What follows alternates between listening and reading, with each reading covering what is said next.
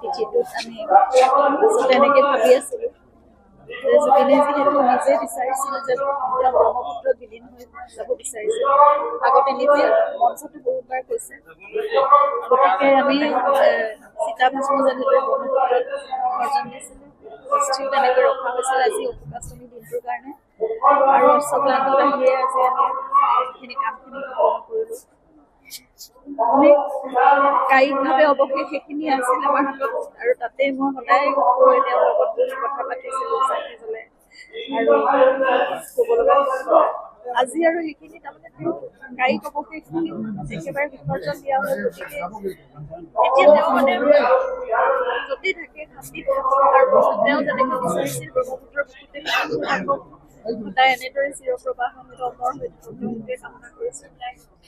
কোৱা হয় যে ইয়াৰ পিছত যেতিয়া বৈকুণ্ঠ যাত্ৰা সুখত থাকক আৰু সুখলে থাকক।